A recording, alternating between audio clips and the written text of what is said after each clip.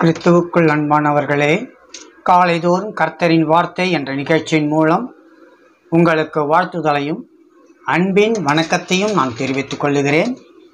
இன்றைய நாளுக்கான தேவ வார்த்தையானது லேவியாராகமம் 19ஆம் அதிகாரம் 26ஆம் வசனத்தின் பிற்பகுதி. லேவியாராகமம் 19:26. குறி கேளாமலும் நாள் பாராமலும் இருப்பீர்களாக என்று திட்டமும் தெளிவுமாக அந்த வார்த்தை கொடுக்கப்பட்டிருக்கிறது. நாள் பார்த்து காரியங்களை செய்யக்கூடாது என்று கர்த்தருடைய பிரமாணம் தெளிவாக இந்த வார்த்தையின் மூலமாக நமக்கு குறிப்பிடப்பட்டிருக்கிறது. இன்று நல்ல நாள், எனவே நல்ல காரியங்களை நாம் செய்யலாம்.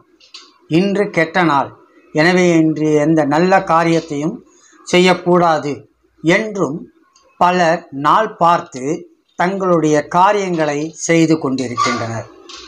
வேத வசனங்களை நாம் கவனித்து பார்க்கும்போது இவ்வாறு நாள் பார்த்து காரியங்களை செய்வது ஆண்டவரை அறியாதவர்களின் வழக்கம் என்பதை நாம் அறிந்து கொள்ள வேண்டும். எல்லா நாட்களையும் படைத்தவர் நம்முடைய தேவனாகிய கர்த்தரே. அதில் இதுதான் நல்ல நாள், இது கெட்ட நாள், இந்த நேரம் நல்ல நேரம், இந்த நேரம் கெட்ட நேரம் என்று அவைகளில் பாகுபாடுகளை கொண்டு வந்தவன் மனிதன் தானே தவிர தேவன் அல்ல. பிசாசின் எண்ணங்களுக்கு செவி கொடுத்ததின் விளைவாகவே இவைகளெல்லாம் மனுஷருடைய இருதயத்தில் தோன்றின என்பதை நாம் புரிந்து கொள்ள வேண்டும். எனவே நாள் பார்த்து தன்னுடைய காரியங்களை மனிதன் செய்கிறான். நாள் பார்க்குதலில் உள்ளான காரியம் என்ன தெரியுமா?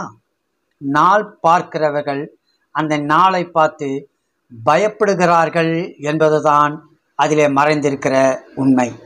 ஐயோ, இந்த நாள் கெட்ட நாள், எனவே இன்று ஏதாவது கெட்டது நடந்துவிடும் என்று அவர்கள் பயப்படுகிறார்கள்.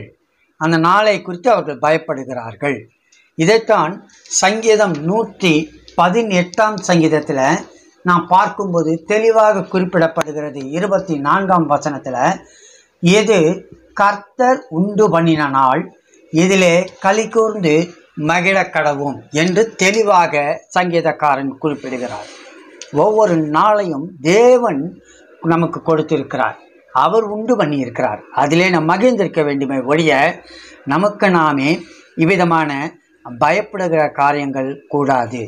எனவேதான் மனிதர்களால் வரையறுக்கப்பட்ட நல்ல நாளில் தங்களுடைய காரியங்களை அவர்கள் செய்ய விரும்புகிறார்கள்.